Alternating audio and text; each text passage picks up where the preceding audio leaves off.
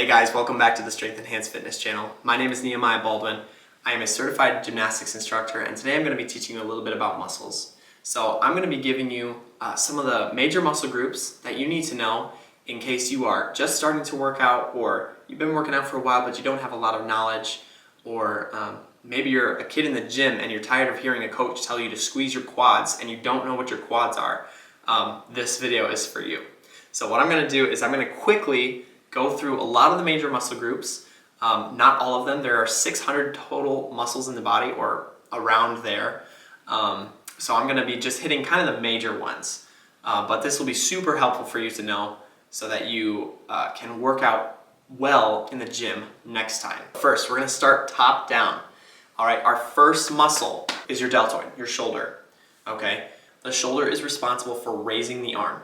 Okay, it raises it in all three directions: front, side, and back. The reason it can do this is because it's got three different heads of the deltoid that are running in different directions. The muscle fiber runs in different directions so that when they contract, they lift a certain way. Okay, so that is really good to know. Second muscle we have is the bicep. Most people know about the bicep. This is the one that you flex when you want to show off your big muscles. Its opposite is the tricep. Okay, so this is on the back of the arm. The bicep is on the front, tricep is on the back. The tricep has three heads. That's why it's called the tricep, tri meaning three. So it's very similar to the deltoid in that it flexes in slightly different ways depending on the orientation of your arm. And so that's good to know. Whenever you are working out, you'll want to look into the different ways to work the different heads so that you get a complete rounded out look on the tricep. That's the arm. There are not a lot of major muscle groups. Well, there are a lot of major muscle groups, and that's the problem, in the forearm, and so I'm not going to give the names, but their function is to flex the wrist, okay, and to twist it and to let it do everything that a wrist can do, which is a lot. The next major muscle group is your pectoralis major, okay, so that would be your pecs, your chest. The function of the chest is to bring your arms closer together. Okay, so anytime that your arms are out like this, or together like this, or even together like this, that is the function of the chest. Okay, it just pulls the shoulders closer together. So that's why doing a bench press works your chest.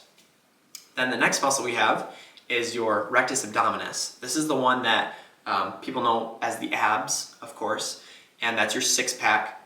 There are more muscles within the core than just the abs. You have your obliques oriented like this, and so they perform a slightly different function than the abs. Up here, you have your serratus. Your serratus also runs inward, but it's much higher, and it kind of helps for when you're pushing your arms out. When you push your arms out, it flexes the serratus. They're called the boxer's muscle, actually, because when you push like this for a long time, they get really strong. The next muscle is your latissimus dorsi. So those are the big wing-looking muscles that are underneath your armpit or behind your armpit, and they are responsible for pulling your arms down and into your sides. Okay, so whenever you do a pull-up, you're working your lats. Up here on our back, we have our trapezius. The trapezius lifts the shoulder up and in. Then you have on your back, right here, you have your rhomboids. Your rhomboids go straight in to your back, and so they're responsible for pulling your back together like this, okay? And then you have here at your waistline, you have a lot of muscles that are connecting your legs to your trunk, and these are known as hip flexors. And the function of the hip flexor is to bend you at the waist, okay? Now, if I have something bending me forward, I need something to get me back up, and that's the responsibility of the glutes. Okay, this is your butt. Okay, so the glutes lift you up, the hip flexors bring you down. Then you have your quads. Talked about the quads earlier. The quad is made up of four muscles. So you have one that's biggest right up on top, or it looks the biggest at least, on the side, a little bit on the outside of your leg. Then you have one that's lower. That would be on the inside of your leg, and then there's a fourth one that's deep to all of those. You can't see it, but it's four muscles That's why we call it the quad, because quad means 4. And then of course, you have your hamstrings. The hamstrings are the opposite of the quad. So if the quad is responsible for straightening the leg, the hamstring is responsible for bending the leg, okay? Then we have our calves, okay? The calves are also known as the gastrocnemius. That's the scientific term for it. There's another big muscle in there that's called the soleus, and even a couple muscles deep to that. But the main one is the calf. So the calf is responsible for pointing the foot. Okay, so if you see a dancer pointing their foot, what they're doing is they're squeezing their calf. Okay, and then of course, if I have a pointed toe, I have to flex the foot, and so I have my anterior tibialis here on the front of my foot to make sure that I can flex my foot. Okay, so those are the major muscle groups. That should get you by. If anyone says your hamstring, you'll know, oh, that's right on the back of my leg. My quad is on the front. I've got my hip flexors. A lot of people, I think, don't know about the hip flexors. They're a super important muscle, group of muscles when you think about how often we're doing motions like this. You know, when you stand up out of a chair, you first flex to lean forward and then push yourself out of the chair with your glutes. That's important to know. So I want to give one more little quick description of how a muscle works and how to know when you're working it in the gym. Muscles are made up of little fibers. Inside of the muscle fibers, there are even smaller things called actin and myosin. And the actin and myosin work as a ratchet system within the muscle to contract it. So if you think of actin and myosin as two little fingers here, what they do when they contract is they pull on each other like this, and they close together. So when I'm flexing my arm like this, the actin and myosin are pulling on each other. And then if I want to relax this, what I actually have to do is I have to pull with my tricep. I don't feel like I'm pulling, but that is actually what I'm doing. I'm ratcheting the tricep muscles together to make my bicep straight. And so most muscles, not all, but most muscles have an antagonist muscle, something that works against the function that it just performed. So the bicep is known as the agonist. It performs the action of bending the arm. And then the tricep is the antagonist. It performs the opposite function of the bicep. Same thing with the quad. So the quad straightens my leg. That would be an agonist. And then the hamstring curls the leg. That would be the antagonist. The funny thing is, with agonist and antagonist muscles, it can also be the other way around.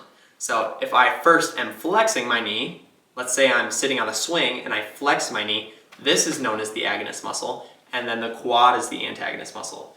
So it just depends on which one moves first for it to be the agonist, and then the opposite is the antagonist. So yeah, that's something that a lot of people don't know, is that all muscles are pulling muscles. When you're pushing your arms out, you're not actually pushing. What's actually happening is your arm is pulling and contracting these tricep muscles so that your arm goes straight. And then those remain tight, and that's why your arm stays out. But then when you pull it back, that's your bicep. And so people think that the bicep is pulling and the tricep is pushing, but in reality, they're both pulling. So whenever you're working out, you want to work out along the muscle fiber. So the bicep has muscle fibers that are running straight down the arm, and so that is why when you grab a weight and you pull on the arm, it is working it out because you are pulling along the path of the muscle fibers. And so in the same way, because the tricep pushes the arm down, you work your tricep in that way. And so if I take another weight and I lean over like this and I push my arm back, that is working your tricep. There's an old saying that says form follows function.